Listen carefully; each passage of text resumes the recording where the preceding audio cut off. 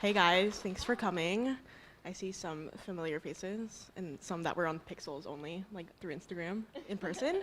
Good one. Thanks. I was like trying to figure out which. Yeah, I like your dress, Madison. Thank you. I like yours too. Okay, so we have this thing where use your microphone. Yeah. Is yours on? Is it better? There we go. I know. I was like, this doesn't sound like it's on. Okay.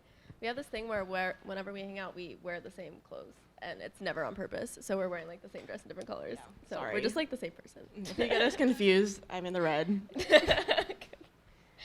So, yeah, thanks for coming again. I am Leah Lu. I am a student from Los Angeles, and I illustrated the book, but that's pretty much all I did in terms of contributing to it. But You made it pretty. Everyone loves the illustrations. Whenever I see people talking about it, they're like, and the beautiful illustrations. So give yourself more credit. But yeah, thanks. Leah and I met on Instagram, which is like the coolest thing ever. I actually followed Madison on Tumblr when I was like 14 or like 15. She had no idea who I was, but I remember like I would send her a lot of messages. Just because every time I would read a poem of hers, and I'm sure a lot of you guys can relate to, like every time I would read a poem of hers, I was like, that's me. Like, that is exactly a situation that I've gone through before. That is a feeling that I felt, but I also had no idea that anyone else had experienced that. And so it's been really cool to just kind of like grow as friends and just like also just watch Madison develop as a writer, as a person, and, you know, just be there through it all. And like now you're one of my best friends, so that's just a really so cool thing. Like, I like, people make fun of the internet, but I love it so much. Like, I've met so many cool friends through it. Like, you illustrated one of my quotes, and I saw it on Twitter or something, and I like retweeted it and was like, this girl's really cool. I'm gonna follow her now. And like now we like did a book together, which is it's just so cool. And like my last book was illustrated by a girl who actually was in New York, on Instagram too. So it's just, the internet is a cool place, and like that's where I got my start too. Yeah. Like just like posting my poetry on Tumblr. Yeah. Do you want to talk about that? Because I know Yeah. that like most of your career kind of like started off of that Yeah, platform. so I don't know if everyone who reads my books now knows this because it was like a few years ago, but I did start on Tumblr. I started posting when I was in high school, just my poetry, not really thinking anyone was going to read it. And then one night I remember I was in my friend's car and I checked Tumblr on my phone, and one of my poems had 2,000 notes, and I was like, oh my God, like this is amazing. And then it ended up getting to like, it's almost at 1 million now. So it just like blew up really fast, and I was like in shock because I never thought that I would get attention for writing. It just like wasn't on my radar. So then I started posting on Instagram. I made an Instagram account. I don't know if you guys followed it, official MK, RIP. I deleted that like a few years ago just because like it didn't feel authentic anymore, if that makes sense. Like I wanted everything to be in one place. But yeah, so then that gained like a bunch of followers, and like big internet celebrities would repost my work, and that's really how I got my start, which is like amazing because that wasn't a thing like a few years ago. So I'm I curious. I have a question okay. for you. Yes. I feel like a lot of your poems are very personal. Yeah. I mean, they are. That's kind of just a fact. Uh-huh. And you talk a lot about like lost love, found love, and just like also the processes that you've gone through in life with anxiety and depression and just like growing up. Do you feel like, how do you feel about that being so publicized to so many people? I think because I started on Tumblr, there's kind of an anonymity there where you're like, I didn't post my last name on Tumblr or like on the internet for a while because I was like afraid someone was gonna come stalk me. So I felt very like anonymous at first. And then once people started reading my stuff, I think I just like have put myself in denial that people actually read it. Like I forget that my family members and like my friends like are basically reading my diary. So I guess the way that I like cope with it is about not thinking about it. But at the same time, it's such a like special connection to make with someone who has gone through similar things. And I know when I've read stuff that has resonated with me, it's been so impactful and comforting that it makes it worth it, like the uncomfortableness of feeling like you're exposing yourself so much to strangers. Like in the end, it's so worth it. And I feel like with that, when you meet those people in real life, if that chance like does come, like you just skip over the niceties and like the formalities. You feel like you know the person because like they've made a connection with your diary, so like obviously you have something in common. Right. So there's not a lot of small talk. Like when I've met people who've read my books, they tell me their like life story in the first sentence, and I love it because like that's just so cool. It's such an honor to like hear people's stories and to have had like a place in it somewhere. Yeah. And like I've had friends like bond over books and like build a friendship over that, and that's just so cool. So. Right. Love it. And I feel like I always bring this into every conversation that I have, but I don't know if you guys have heard of the Enneagram. It's just like a personality test that like splits people into like 9 different personality types. And Madison and I are both 4s, which means that we are very much the kinds of people that like look for deeper meaning in everything. And like small talk is like the bane of our existence. And I feel like that's a common thing, but I feel like particularly with 4s, that's a trait that we have. And so I feel like the internet has kind of allowed us to find that community, because it can feel really lonely sometimes, I think, when you're talking to people that just can't really hit.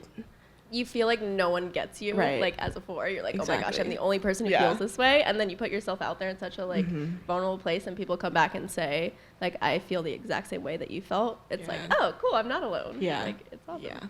And another thing about being a 4, I'm gonna like base this whole conversation off of that, I love personality stuff. In order to find or like forge that deeper meaning in a lot of things, I think that we seek out things to make us heartbroken, or like things to keep us sad. And I feel like you've even written a poem that says that you're addicted to hurting, and I'm like curious as to like what that has been like for you throughout your life. I mean, so with writing, I guess you have to be able to like feel a lot to write, or like you're looking for like what makes you feel deeply, and like pain is definitely like an easy one to go to. Like pain is very inspiring at times. So I guess I just feel like pain could be a really good inspiration, even though it's pain, it's awful, like nobody wants to feel that way. But if you like shift your perspective to it being something that can be inspiring or a vessel for your work, you can be viewed more positively, I guess. And you also, we mentioned that you write for Local Wolves, and you write a column called Take Care, which is aptly named. And I think your last piece was about therapy. And so I feel like those two go in hand, because like it's one thing to use pain to your advantage, but then it's also good to use your resources for care to your advantage. Totally. Not wallow in your pain and just be like, this is who I am. Like, I'm just a sad person. Oh, obviously, you can't like change mental illness. I'm not saying that. Don't misquote me on that. But it's awesome to go talk to someone if you think therapy is a good option for you. I'm a huge advocate for therapy just because I've had a lot of growth through it. But to be able to talk about those feelings and talk them through and like really understand why you feel the way that you feel is like so powerful. I want to ask you about the name of the book. Please Don't Go Before I Get Better. I have had people ask me like, oh, what's the name of the book you illustrated? And I'll say it, and they're like, oh, like, oof, like that's a cutting statement. Is when you texted your dad the name of the book, and he was like, I didn't know you were saying. He thought that I was just telling him to please don't go before I get better, and he was like, what? But so I just want to know like where that sentiment came from in your life. So not with every piece, I don't always remember exactly where I was or like how I wrote it, but with this one specifically, I remember I was sitting in my bed at college and I wrote this like 3-sentence thing in my Tumblr drafts, and it ended up being like a really good like summarization, I guess, for this collection, because that's how I felt through a lot of writing this, is feeling like I wasn't sufficient and I was waiting for someone to, or like asking someone to wait for me to get to the person that I wanted to be. So it's, I guess, I mean, it's the first piece in the book. I can read it. Yeah. It's short. Okay, and it's called Rough Draft because it was a draft in my Tumblr, and because I felt like a rough draft and not like a final copy of something. But you make so much sense amidst the tangled vines of learning and unlearning. Please don't go before I get better. That's where that came from. Nice. No, I like that. Did you want to read a couple more? Yeah. We can like talk before or after about each one. Perfect. If that works. Okay, so this first one I'll read. I wrote also at college. I was living with 2 other girls, and I was sitting in my room, and I just felt like immensely lonely. And I was thinking how weird it is that I have people like 2 rooms over that are like, they're right there. I could talk to them if I needed to, but I just felt like so alone. So it's called Sunday, April 23rd. The panic begins at night, and it follows me through the day, anchors me to my bedroom floor when everyone begins to shut their doors and turn out their lights. My ceiling doesn't look like a galaxy, or even just a ceiling. It feels like a hand lowering itself slowly until I'm stuck beneath fingernails. I change my sheets, bathe my dog. It lingers inside my throat. My twin mattress feels like I'm drowning in a bathtub. There are tan lines on my shoulders where your arms should be. In my house, I'm not alone. But when the moon is in the sky and my friends are in their beds and these incessant thoughts are in my head, I might as well be. I think you talk a lot about loneliness, and I I think do. there's another piece that you're going to read that is very like on the nose about Yeah, loneliness. it was interesting to get the feedback from like the first week of this book being out and people talking a lot about loneliness, because I don't think I realized how much I talked about loneliness in this book, but it's definitely like a theme, and like shifting your perspective of what loneliness is as you grow up. Mm-hmm. So this one's called Landmark. I wrote it after I went to Landmark Music Festival in DC. I was supposed to meet up with friends. There's no cell service there, so I could not find anyone, and I ended up just being by myself, which was like terrifying with someone with like agoraphobia, panic attacks. But it ended up being like one of the best moments of my life. And this is actually originally an Instagram caption, so fun fact. 19 has taught me a lot about being alone. I've listened to churches a lot these past few months. A lot when I've been alone, in my room, on the bus, in my car. Tonight I knew I'd be by myself since I was getting there late and it's nearly impossible to find friends in dead zone music festivals. I don't like being alone in public for the most part. It makes me nervous. But tonight was something I really needed. I let go of all my anxious thoughts and allowed myself to be in the moment. I danced in my overalls and chucks, surrounded by strangers who I knew didn't care how ridiculous I probably looked. White girl cursed with no rhythm.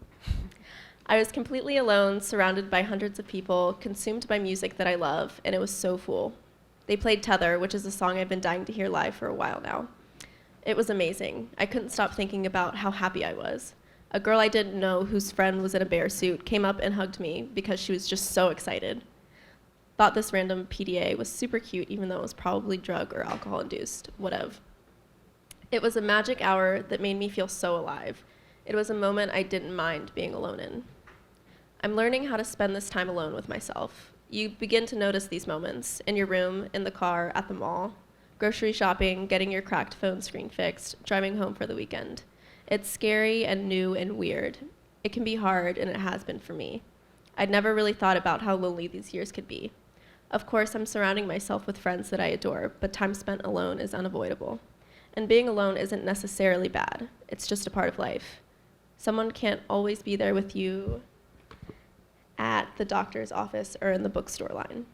I'm getting to know myself very well in these moments in time where the only company I have is myself. I needed tonight.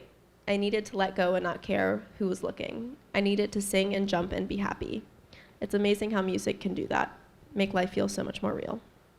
I think it's cool how I think as from like the ages of 18 to like 25 and probably beyond that, I don't think it ever ends. Yeah. But you're just constantly just trying to figure out the difference between being lonely and being alone. Absolutely. And I think that there's a very stark difference that is also very subtle. Yeah. Which is like kind of ironic, but no, I like really like what you said there because Thanks. It was such a revelation, like just going through life and Yeah. realizing how much alone time I had now that I had never had in my adolescence. Like you're never alone when you're a kid. yeah, your parents Your are always parents with you. are driving you places Yeah. or like you're in your house with your siblings. So it was, like I said in the poem, like learning so much about yourself in those moments is really special because you have all this time to yourself to be in your head and really like think about stuff. And it can be scary, but it's also like really special and informative, like to learn about you. Yeah. Do you want to read another one? I'll read another one.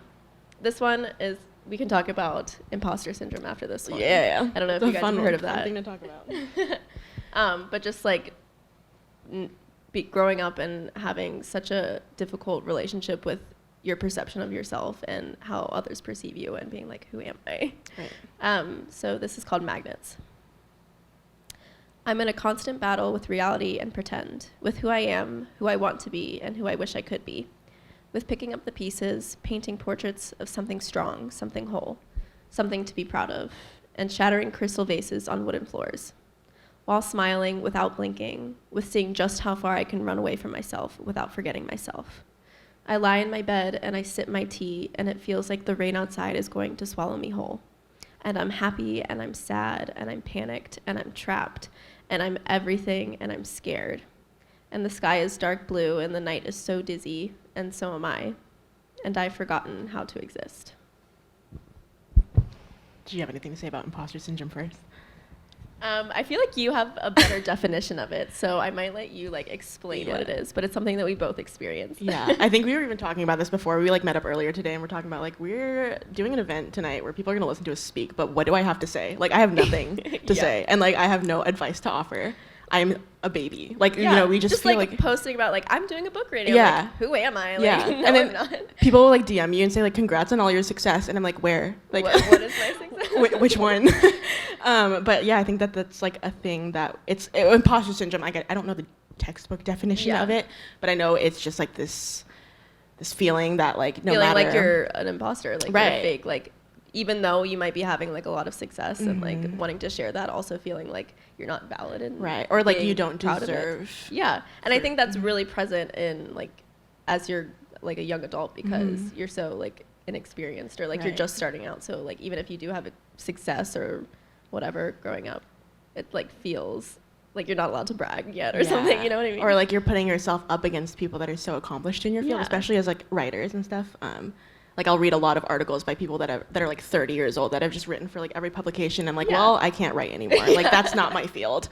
Or with art and stuff, like, you know, with social media especially, it's so easy to just compare yourself to all the people that are like doing more or whatnot. But then there's people thinking about that you too, and that doesn't make it any. All are valid across the board. Yeah, exactly. And so. And it's important to remember that. Yeah. Totally. Yeah. Okay. This next one goes out to New York City. I wrote it while I was here, like, I want to say like 2 or 3 years ago. It's been a while. But I wrote it when I came to visit with my friends who I've like visited the city with specifically a couple times, like the same friends. And I was trying to figure out like why I loved New York City so much. And a lot of it had to do with these people that I came here with. Because there's so much going on, but like when it comes down to life, like it's who you're spending your time with, which makes everywhere so special. So it's called People Over Places. I'm realizing over and over again that life is about the people you share it with, the kind of people you just feel good around, the kind who make you feel whole. New York by itself is just another city. I know if I packed up all my things and cozied up in a tiny studio apartment in Manhattan and kept to myself, it wouldn't be enough. The city makes me feel so alive, but in huge part because of who I'm with when I'm there. It's the people you get to navigate the subway with, eat brunch with, and browse overpriced ceramic and home goods stores with that make it so special. I'll keep coming back again and again, not just for the beautiful cityscapes, diversity, and endless possibilities, but especially for the beautiful people I love who have found a home there. New York City forever in my heart. I think that's my favorite one. I like love that one. You love New York City. I love New York City. Good one. I lived here for a little bit, and so this is my first time back since then, and it's been so weird, like very weird. Does it feel different? Or it feels familiar at the same time. It feels like everything has changed, and then nothing has changed. Yeah. But that whole sentiment about it's the people that make it what it is. Like if I came back and didn't meet up with any of the people that I like befriended while I was here last time, like I would just be like a ghost or a stranger, just like walking these streets, you know, like visiting these places with no meaning. Yeah. But just getting to experience it with those friends, the people that I like shared that time of my life with. Absolutely. This is gonna sound like cheesy, corny, fake poet, but like it's like clay, like the city, like you mold it into something special by the people you spend it with. Like it's a beautiful, gorgeous, exciting place to be, and I think you even could be alone and like make a life for yourself. But like I just like was really shook. Really shook by like to put it articulately, shook how much my spirit here was from the people that I was here with. Right. Yeah. We were discussing how much like internet lingo we were gonna use. I know. So I was like trying shook to in there. We're trying to see how much we can insert without seeming like unprofessional. But okay, next one. This one. Hold on, did I skip one? Oh, okay. Yes. What? You should have him come up. This one is about my boyfriend, who's in the audience tonight. He's right there. I'm embarrassing him. I'm sorry. I had to though. This was like a while ago too. Just talking about the difference between the beginning of a relationship and once you get to know someone, and how sometimes the beginning could be more romanticized and like you feel like, oh, it'll never be that good again, or like I wish things used to be the way that they used to be, but then like realizing that there's like beauty and like amazingness in every stage of a relationship. So it's called Beginnings Always Seem Better Through Rose-Tinted Sunnies. Something I've recently discovered about myself, thanks to some external criticism, is that I am, in some twisted way, addicted to hurting. For whatever reason, I continuously search for things to hurt me. I expect the people I care about to always have some sort of secret, cynical second layer of being hiding beneath their skin, a layer that does not care about me. I ask questions even though I know the answers will do nothing but get stuck in my head and come up again and again as they please, sharpened and ready to kill whatever sense of confidence or security I'm holding onto at any given moment. I connected my external hard drive to my current laptop. I did this because my laptop has been saying the startup disk is full, and I have no idea why, so I was just going to clear it and start fresh.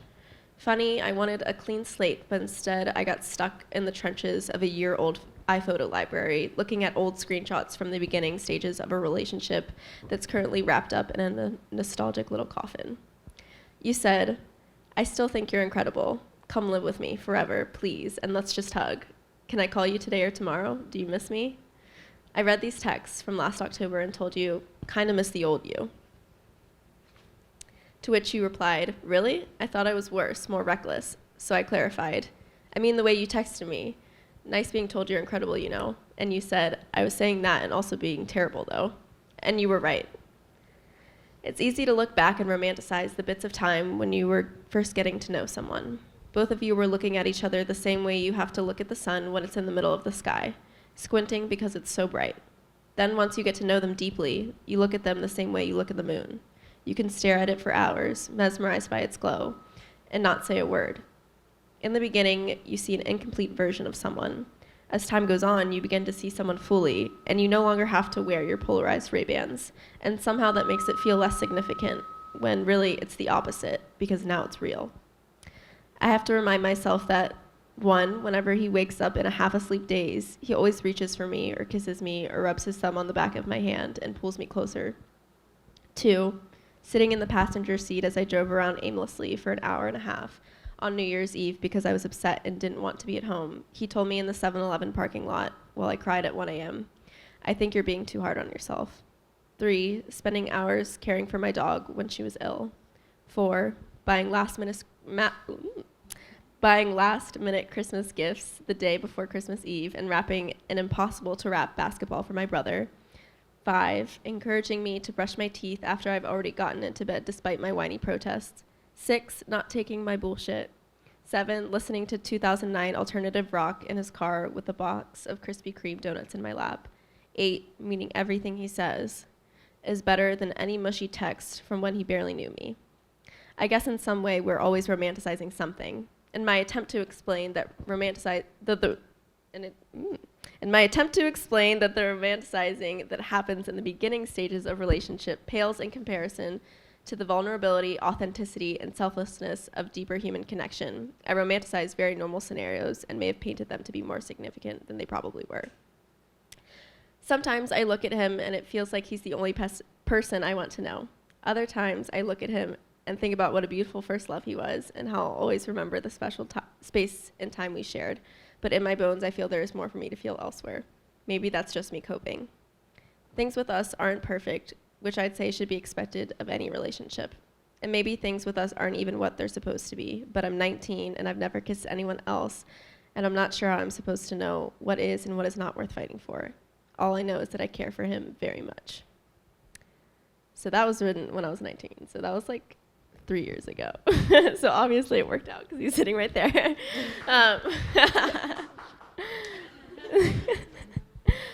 But yeah, that was like a little emotional whirlwind to read that right now as a throwback. Wow.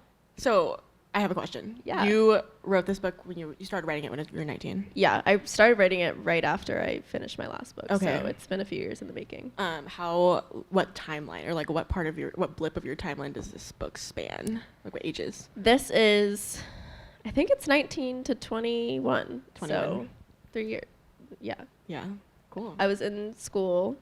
I was living in my college town, but taking classes online. So I took a few on campus, and then I ended up moving from there, and now I've been like all over since. So it's captured a lot. A huge transition. Yeah, a lot of transitions Yeah. too. Like there's just been so many. So Right. I feel like I've kind of like, there's just a lot of growth in here, and it's cool to like have it like immortalized in this way. Yeah, for sure. Yeah. And I think we could all attest to like how helpful it is for us. I think we're all like around that same age group, and it's a hard time. Young adulthood is.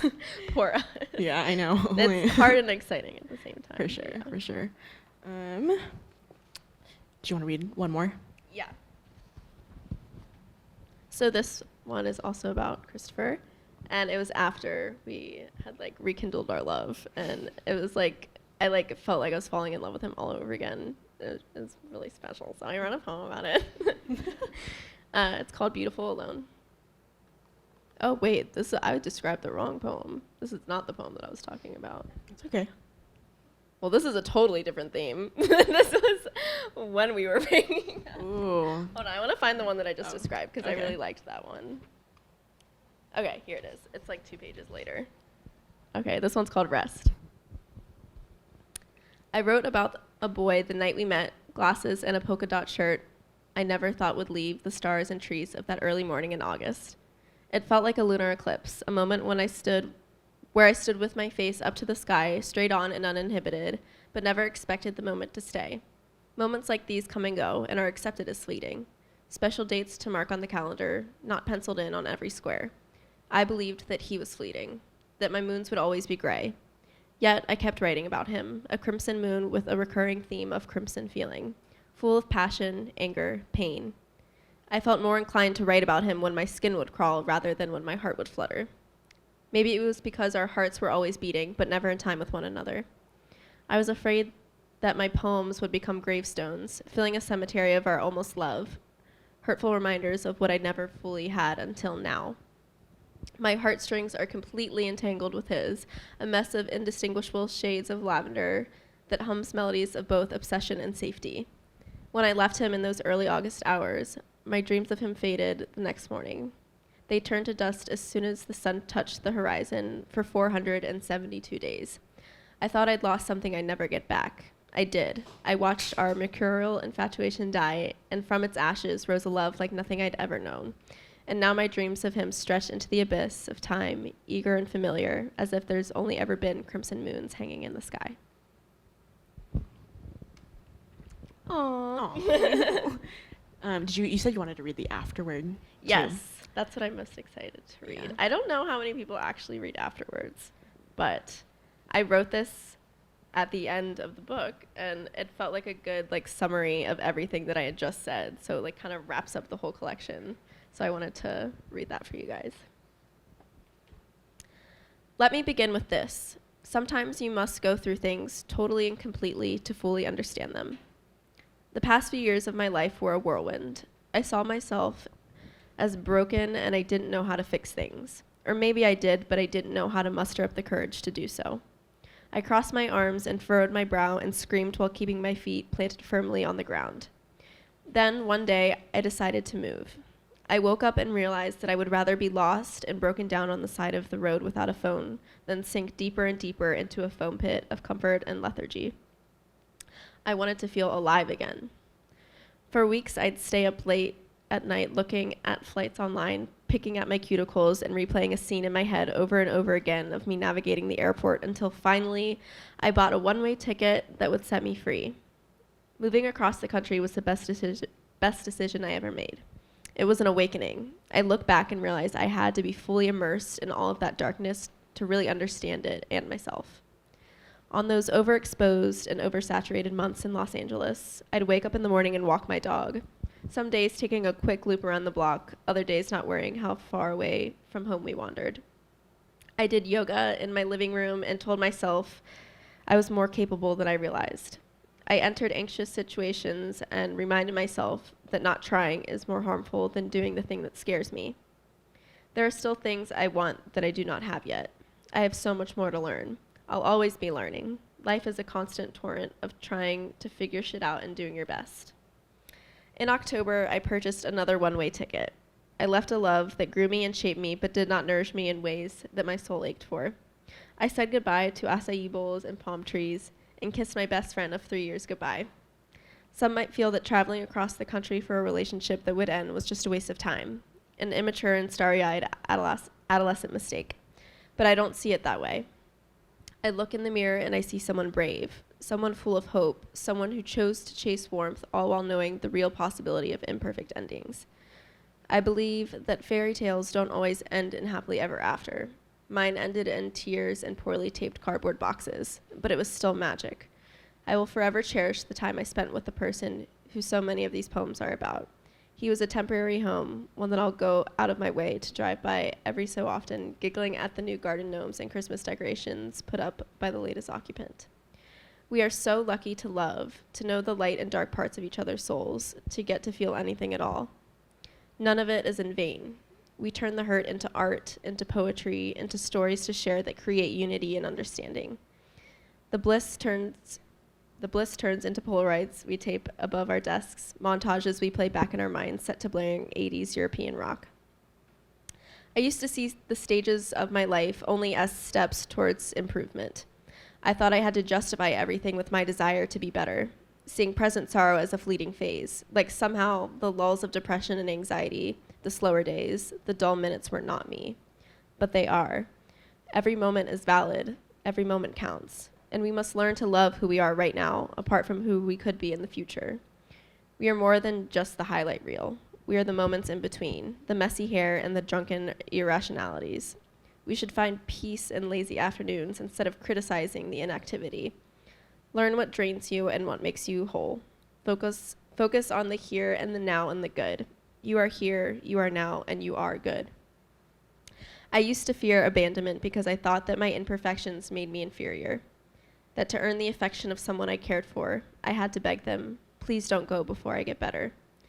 I believed that someday I would reach this ideal version of myself and suddenly everything would fall into place and I'd ride off into an endless sunset of well-being and stability. And then I discovered that my imperfections do not make me lesser, they just make me human. And these flaws are not detached or impersonal. They are essential notes in the composition of my depth.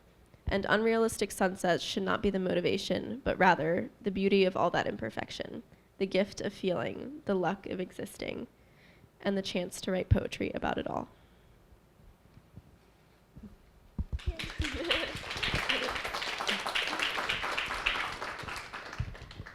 I think we want to open up the floor for questions or comments or any questions can comments, be about anything. concerns. Tips for your waiter. Yeah. But yeah, I think we don't, like I said, I don't know what I'm gonna say. I don't think we know what we're saying. No. Yeah, let's just like have But a little let's just talk. talk. if Yeah, you want. it's super chill and casual and no pressure at all. But yeah.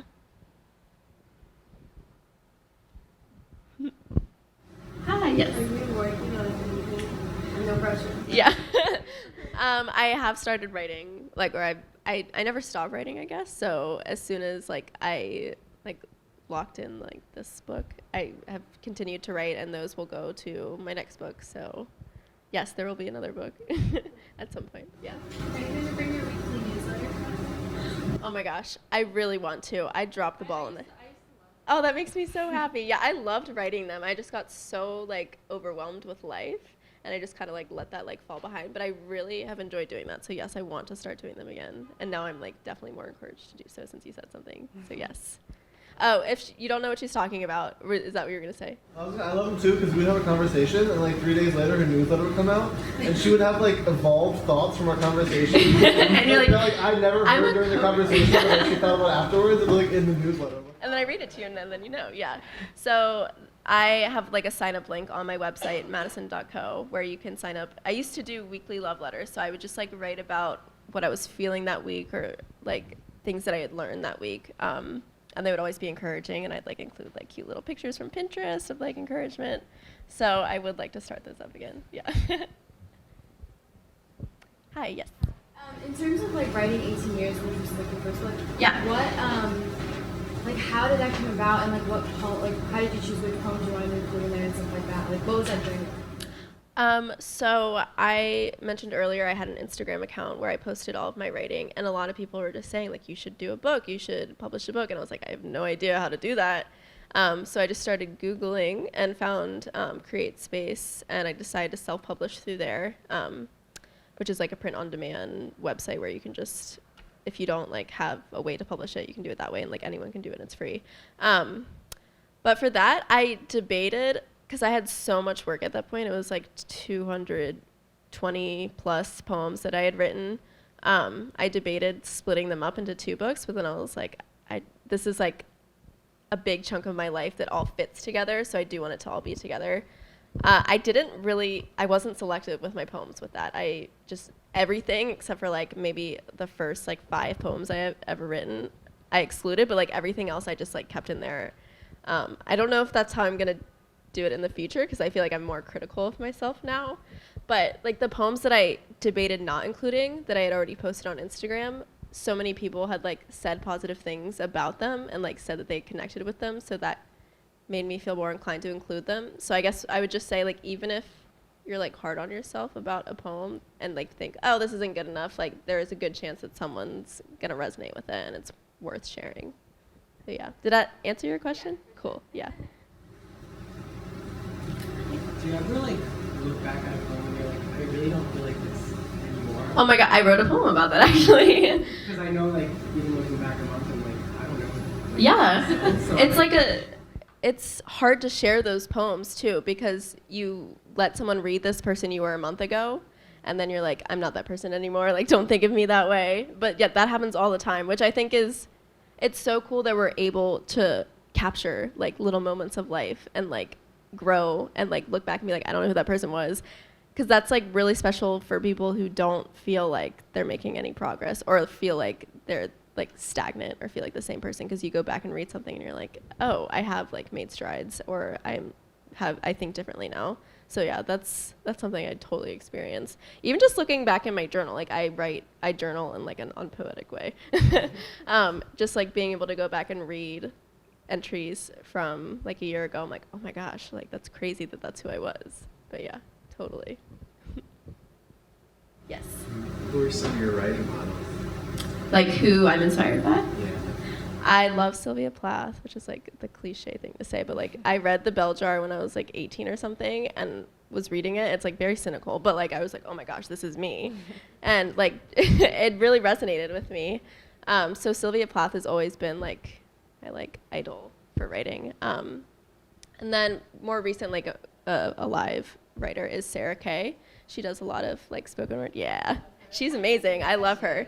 I forget exactly which book I have of hers, but I was reading it like in LA a few months ago, and just like, it's so inspiring to read work that reminds you of yourself. Like it's just, I love it. Yeah, so Sarah Kay, Sylvia Plath. I have recently, I'm like a little late to the game, but like reading Mary Oliver stuff is really good too. I had a yoga instructor quote her during one of our classes, and I was like, oh my gosh, this is an amazing poem. So then I went up and looked her up. So those are my top 3. Do you have any writing inspirations? I know these questions aren't like. I know. Do they I was care? just curious because you're a writer too. I am a journalism major, so I think like I'm more influenced by people that write articles. I think some of my favorite writers are Gia Tolentino, Jenny Zhang, love her. She wrote a book called Sour Heart. I think you should all check it out. And then Molly Young, who actually did an event here a week ago. She just wrote a new book called DCT, which is like the city. That's more of just like a puzzle book, like a fun illustrated book. Yeah. But she also writes for the New York Times and is just the coolest person. I wish I could be her. So cool. Yeah. Sorry, I didn't mean to put you on the spot there. No, but I was just you're curious. good. So I was I like, wait, Leah has like always talking about your like writing I inspiration. would love to talk about it anytime. Any more questions? Yes. So 18 years was like organized by like season, if I remember right. Yeah. So as much as that was like chronological, was this also like, I mean, it seemed pretty chronological. Yeah. I could get a sense of that from reading it. But was it like organized pretty much chronologically in the same way? It was mostly chronological. I wanted the balance of poetry and prose to be there, so you weren't reading like 5 pages of prose and then like 10 pages of poetry. I want to like kind of mixed in. So there are a few that are mixed in there that are like more recent, but like all the way in the beginning of the book. But for the most part, it is chronological. So yes. And I have a question for you too. Yeah. I mean, I guess for both people, like, Yeah. what was like the illustrating process? Like, would you go like poem by poem, or like just put it back? I think the book was done by the time you sent me. Yeah, so I had already Poems. written almost everything, I think. Right. And then I would just send her poems Yeah. that I thought would have a good illustration, like would Yeah. be well accompanied by an illustration. And then You put it in a little Dropbox. Yeah, it was like a Google Drive. It was Yeah. very not glamorous. I feel like this is where the imposter syndrome kicks in. Like I draw with like Muji pens. Shout out to Muji, sponsor me. I draw with them in like a small like dollar notebook. And then I recently only got like the Adobe suite, so I don't know how to use it. Like there's just too many buttons. So I will just take a picture of it on my phone, and then I like use a ton of different apps to like make it look digital, which I would not recommend that Love to anyone. it. It takes me like 20 minutes. And then I would just like airdrop them to my laptop and then put them in the Google Drive. And those are the illustrations in the book. I love how handmade this book is. Like, I love that is like part of the book. And like the cover of the book is my friend's iPhone picture from like 2014 or something like that. Like, it's like... It's a labor of love from just a group of friends, which is just I love beautiful. it. And like, I know this hand. His name's Tyler. Like, it's just so cool. Yeah. Any last questions? They don't have to be about the book. They can be about really anything. So I know you've moved around. Yes. A couple months. What's your favorite place? Oh gosh. I feel like it changes so much. Like every time I like visit a city again, I'm like, this is my favorite place. I think Philadelphia is my favorite, which is, I feel like not a lot of people like romanticize or glamorize Philly, but I like love it so much because it's like a step down from like New York's craziness. It feels like very homey and like there's still a lot going on, and it being a city, because I love the feeling of a city, but it's like less overwhelming. So I love Philly. Have you been to Philly? I went to undergrad in Philly. Oh, cool. Awesome. I transferred out, but I usually go there with my friends. So I live in Brooklyn, so I understand. The feeling of like it's like slower pace, yeah. And I like Brooklyn too, so yeah, cool. How do you deal with like when you're like low energy, but like you like how do you inspire yourself to be productive when you have like low energy? I am terrible at that, so I'm not gonna give you good advice, but I can definitely relate to that. Like I feel that way a lot. I am the type of person who lets myself like get really, really, really tired and like stop doing everything, and then I have like a moment of like, oh my gosh, what am I doing with my life? Like I need to like, so like this sounds, I don't know how this is effective for me, but I usually make a list of all the things that are like in my head. You know how you always have like little things in the back of your head, things you need to do? Yeah, I love making lists. Yeah. So I'll like make a list of everything that I'm like anxious about or things I need to do, and then I just start crossing them off, and that's been really helpful. Just like get it out of your head and like have a tangible like, okay, this is it. And like having it on paper, it sounds like it would be more intimidating to like see everything like listed, especially if it's long, but it feels so much more like you're able to do it because you're like, okay, it's all there. Like I can get this done. So I don't know. Does that answer your question? Well, I'm a list maker too. Oh, perfect. Yeah. I like, lists have definitely helped me. You feel like you're doing something, even if you check off one thing. Yeah, no, it feels so good. You're like, oh, okay, brush my teeth, took a shower. Like, oh, I'm so productive today. Do you ever like add things to your list that you've already done? Yes, I do. Just so you can scratch I it off. really do. Yeah, because Same. yeah, you put the Wake littlest up in the things on morning. there. You're like, wow, I'm a girl boss. Yeah. Like, look at me go. Cool. Well, if no one has any more pressing questions, yeah, I think we're Gonna transition to the signing, yeah. portion of this Yeah. event. Thanks for coming again, for braving the rain. I know it Yes, was like oh a my little bit gosh. horrendous.